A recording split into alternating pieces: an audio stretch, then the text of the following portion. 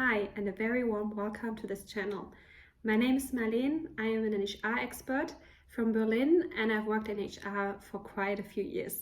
In this video, we're going to be talking about finding a place to live and finding an apartment, as well as some other useful information around that. In this channel, we're talking about all topics around settling in Germany, relocating to Germany, with a particular focus on Berlin. If you find those topics interesting, it would be wonderful if you would follow this channel. I will always upload new videos every Tuesday, so make sure you follow us in order to not miss any new videos. I'm going to upload new videos every Tuesday, and I'm looking forward to sharing lots of content with you. If you're going to relocate to Germany from abroad, I would very much recommend that you find a furnished place to live. Find a temporary short-term apartment for the first couple of months. It is going to be more expensive than an unfurnished long-term apartment, but it is very convenient. It gives you the opportunity to register, to settle, and then to take your time to find a long-term apartment here that you can then actually visit in person and make sure that this is what you're looking for long-term. Now, when looking for a short-term furnished apartment, my recommendation would be to go through an agency. Those agencies tend to be expensive, yes.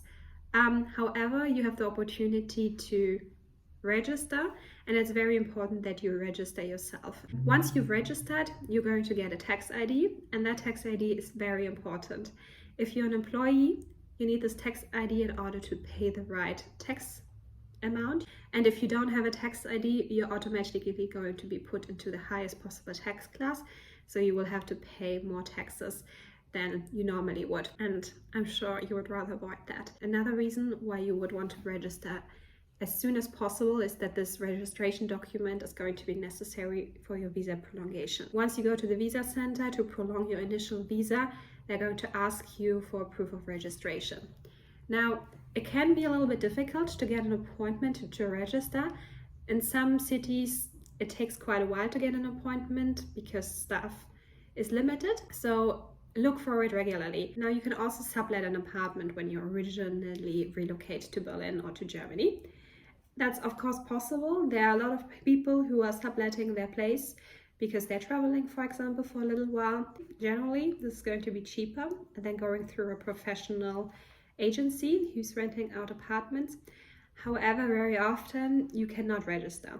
So definitely make sure you always talk to your landlord and ask them if it's possible to register yourself at that apartment before you sign a contract. Make sure that you're not going to fall victim to any of the scams around apartments.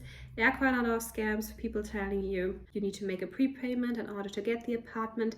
Just make sure that the place you're renting your apartment from is actually an official and trustworthy source. Furnished and short-term apartments tend to be more expensive than unfurnished long-term apartments. However, they're very convenient. They give you the opportunity to register once you arrive here, and they also give you the chance to look for a place once you're actually here. Now, once you found an unfurnished apartment, of course you have to furnish it. IKEA or different shops. However, maybe you're considering second-hand furniture and you don't want to buy everything up new. That's going to save you costs and it's going to be better for the environment as well. And there are two tips that I would have for you. One is the IKEA Fundgrube. It's kind of like a second-hand place within IKEA. Sometimes people return items that they have bought and then IKEA is selling them there. They're still in a very good condition, but they're not new. On the other side, also exhibition pieces of IKEA directly are going to be sold at this Fundgrube, and it means for you that you're going to find furniture for less than the original price. Another opportunities are classified pages such as eBay Kleinanzeigen, eBay Classifieds it's called.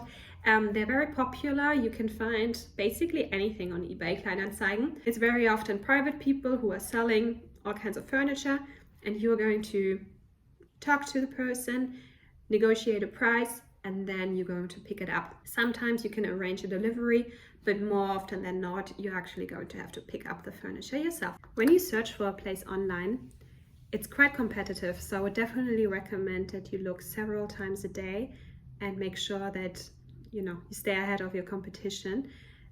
When apartments go up, they're going to usually go down very quickly because a lot of people show their interests, and if enough people have applied for a place, then landlords tend to take the apartment down from that homepage. So make sure you check very often. And I would also recommend that you get a premium service if those pages actually offer them, because that means you get access to apartments quicker, and then you have the best chances to get the apartment. The majority of long-term apartments in Germany are unfurnished. And unfurnished also means that there's no kitchen. Yes, no kitchen appliances. So that's definitely something to consider. Often you have to buy a new kitchen. Now, there are some exceptions to that. Sometimes some people are looking for someone to take over their contract, so they're looking for a new tenant. So it's the old tenant looking for a new tenant, not the actual landlord. Maybe they do it because the old tenant has actually bought a kitchen. They can't take the kitchen with them, so they're looking for a new tenant who's going to take over the kitchen and the apartment. So that could be a way to get an apartment.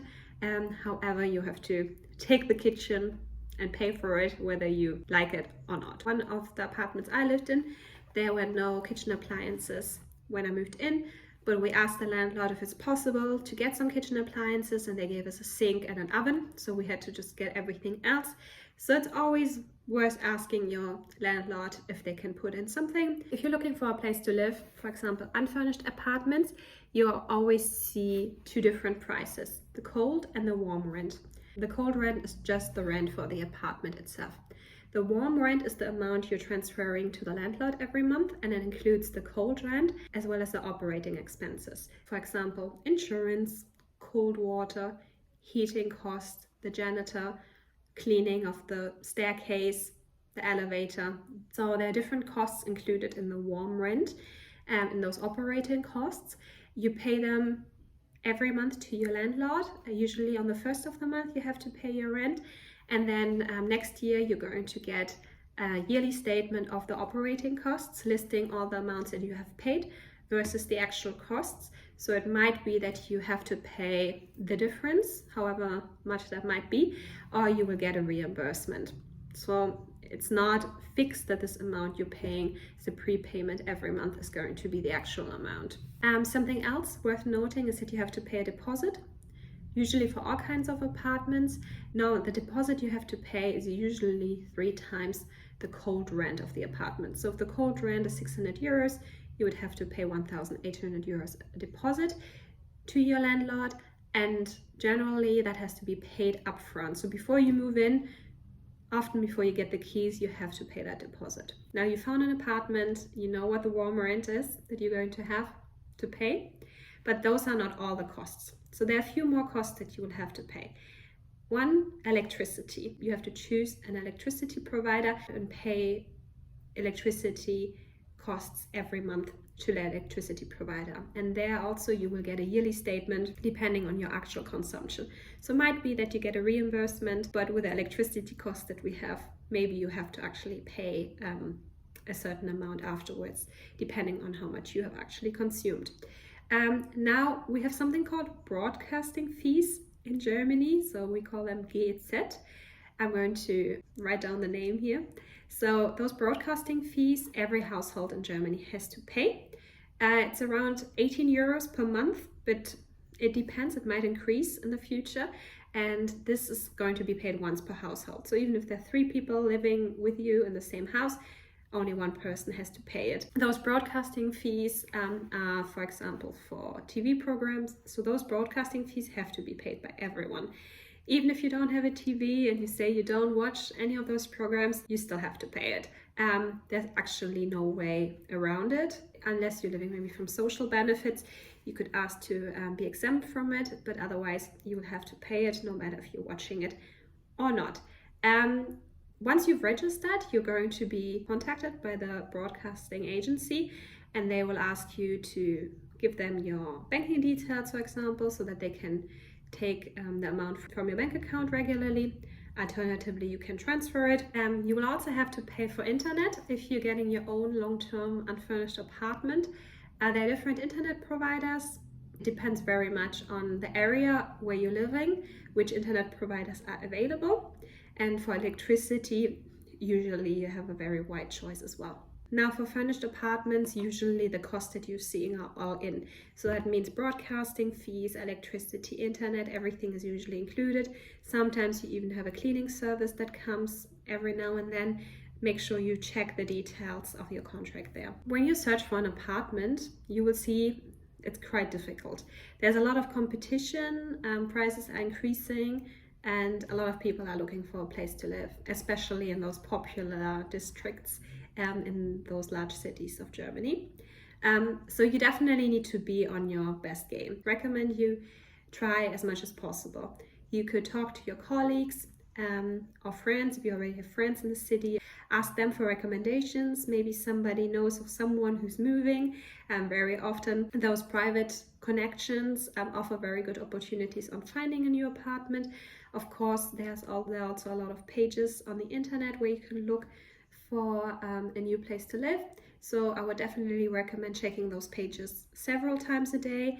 Usually when a good apartment or an interesting offer is published there, they're gone very, very quickly because so many people look there, so many people are going to apply, and often landlords take down their offer once they have received a certain number of applications. So make sure you check that very, very often, as much as you can, and apply directly. Now, once you've applied and you've received an invitation to a viewing, go to the viewing and take your documents with you.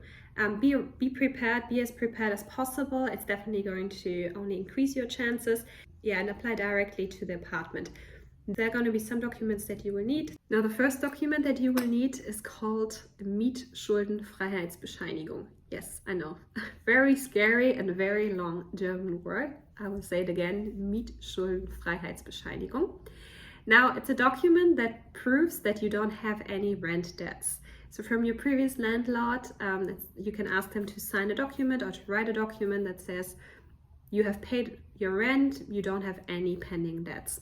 So now that's going to be very important, and it's a standard document. Some people recommend to write a cover letter telling landlord about yourself, about your family, who's moving in, telling them what you do, how the income that you're having, how is that set up.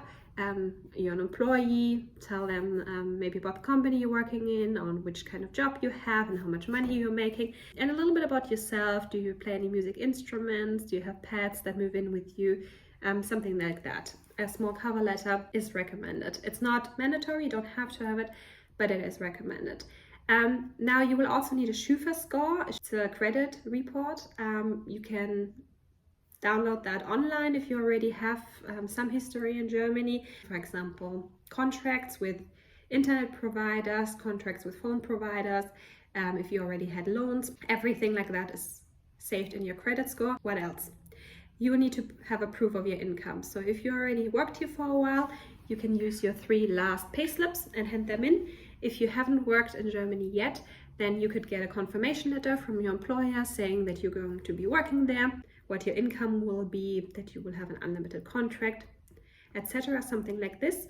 If you're self-employed, then you could use your tax statement, for example, from last year. In the video notes, I've listed a few links where you can look for unfurnished apartments, long-term apartments, as well as short-term furnished apartments, and also a link where you can download a credit score. Thank you so much for watching this video and for staying with me to the end. I really hope you found this information useful. If you did, I would love to read about it. Leave me a comment or click like, and follow this channel if you want to see more videos.